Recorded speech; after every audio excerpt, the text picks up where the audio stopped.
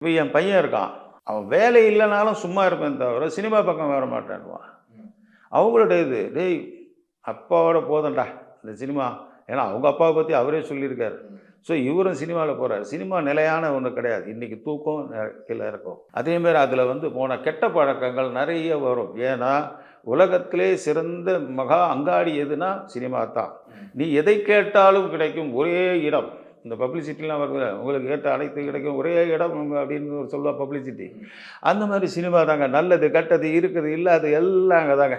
அதையும் தாண்டி ஒருத்தன் ஒழுக்கமாக இருந்து வெளியே வரான்னா உண்மையிலே அது ஒரு பெரிய விஷயம். ஸோ நம்ம அது ஒழுக்கமாக இருந்து இருக்கனால தான் சில விஷயங்கள் ஏற்றம் இறக்கும். இப்போ நீ உனக்கு ஒரு பொருள் வாங்குறோன்னா செலவுனா அது ஒன் வே போயிட்டு இருக்கு. உறவு என்பது செலவு என்பது உறவு செலவு என்பது மீண்டும் அது உன்னை வந்து அந்த முறையில் கூப்பிடும். நான் சொல்ல புரியுதுல்ல, நம்மளை சுற்றி அந்த இதுகள் நல்லது இருக்கட்டும் சோகம் எல்லாம் கலந்துடும். அதனால தான் இந்த சொந்த பந்தங்கள் நம்ம இப்போ இந்த பேப்பர் விஷயம் நீங்கள் இந்த இஷ்யூ சொன்னதுக்கு நான் அதை சொல்கிறேன். என் குடும்பம் வந்து இப்போ நான் இங்கே வரேன்னா வருவாங்க, வந்துடுவாங்க. இப்போ சினிமாக்காரங்க 4 பேர் வருவாங்க. என்னை பார்த்து சங்கடப்பட்டுக்கிட்டே இருக்கிறது அவங்களால முடியாது. ஏன்னா இதுக்கு முன்னாடி பேரலைஸில் படுத்திருந்தேன், அதுக்கப்புறம் இதில் படுத்தேன், இப்போ எழுந்து உட்காடுறேன். நல்லா கேட்டுங்க, எனக்கு ஆப்ரேஷன் பண்ண உடனே பேரலைஸ் ஆயிடுச்சு. யாருக்கும் சொல்ல, பப்ளிசிட்டி பண்ணல. அதுக்கப்புறம் நான் வந்து யோகா நல்லா பண்ணுவேன், கலரி எனக்கு தெரியும். நான் அதை வச்சு கொஞ்சம் கொஞ்சம் அதை வந்து கையை கால் அசைச்சு இப்போ இன்றைக்கி கால்லாம் வந்து நல்லா இப்படி தூக்குறேன்னா அதுக்கு காரணம் என்னென்னா நம்மளுடைய இதுதான் எக்ஸசைஸ் தான். உங்கள் மகளுக்கோ மகனுக்கோ வந்து யாராவது வந்து என்ன அப்பா வந்து கஷ்டப்படுற நீங்களாம் வந்து ஏன் விட்டுட்டீங்க அப்படிங்கிற கேள்வி வந்து அவங்களுக்கு அது அவங்களுடைய விருப்பம். நான் எனக்கு சம்மந்தமே பண்ண மாட்டேன். ஒரு குழந்தைய வளர்க்குற வரைக்கும் தான் என் கடமை.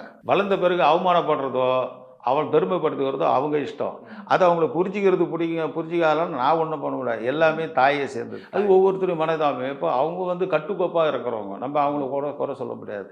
யாருக்கு எப்போ ஞானம் வரும்னு யாருக்குமே தெரியாது. இந்த காலத்துலலாம் நீங்கள் வந்துட்டு இப்போ பார்த்தீங்கன்னா ஒரு கிடங்களில் பார்க்குறீங்கன்னா அந்த காலத்தில் அந்த மாதிரிலாம் படமே எல்லாம் பார்க்கவே முடியாது. இன்றைக்கி ஃபஸ்ட்டு சீனே ஹை ஸ்பீடில் ஓடி வர சீனை பார்த்து எல்லாம் கத்திக்கிட்டு இருக்கானுங்க. கன்றாவியாக இருக்கும் சிலது அதுதான் வேறு வழியில் அந்த இருக்கிற டென்ஷனில் இருக்கிற வேலை வாய்ப்பு இல்லாமல் ரொம்ப கஷ்டப்படுறானுங்க. காசு சம்பாதிக்க வழி இல்லாமல் அலைச்சலாகி கடைசியில் தேட்டரில் போய் ஒரு 2 மணி நேரம் உட்காரும்போது எதையோ பார்த்து சிரிக்கணும்டா அந்த நிலைமைக்கு வந்துருச்சு. இதை தான் பார்த்து சிரிக்கணும்லாம் இல்லை, எதையோ பார்த்து சிரிக்கணும், எதையோ பார்த்து ரசிக்கணும் அப்படின்ற காலகட்டம் போகுது. நாகரிகம் மாறுது, கலாச்சாரம் மாறுது, எல்லாமே மாறி உள்ள ஆங்கிலேயர்கள் எப்படியெல்லாம் இருந்தாலும் இப்போ எப்படி இருக்காங்களா ஃபாரில் அந்த மாதிரி எல்லாம் பின்பற்றுறவங்க.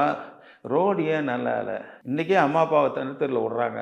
இந்த மாதிரி விஷயத்தை யாரும் இளைஞர்கள் கேட்குறாங்களா? கேட்டால் கொஞ்சம் லேடிஸை கேட்டால் சொல்லணும், நீங்கள் ஏன் அந்த மாதிரி பார்வையில் பார்க்குறீங்க, ஏன் இந்த மாதிரி பார்வையில் பார்த்தானா தாய் ஸ்தானத்தில் பார்க்கலாம். எங்கள் அம்மாவில் அந்த மாதிரி ட்ரெஸ்ஸை போட்டு நாங்கள் லைஃப்லேயே பார்த்தது இல்லைப்பா. எங்கள் அக்கா தங்கச்ச மாதிரி போட்டு நான் பார்த்தது. அதனால தான் ஆம்பளைங்க இன்றைக்கி பார்க்குறாங்க கொள்கிறாங்க. அதெல்லாம் சினிமாவோட ஒரு கிளுகிழுப்பா. அந்த நேரத்தை நீ பார்த்தியா 4 செவத்துக்குள்ள ஒரு ரசிகத்தை பார்த்து நினச்சிக்கோ. இல்லை உனக்கு அதில் படத்தில் நிறைய விஷயங்கள் இருக்குது. சினிமா புதுசாக இல்லை, வெளியே நடக்கிறதா கொஞ்சம் மிக்ஸ் பண்ணி பண்ணுவாங்க.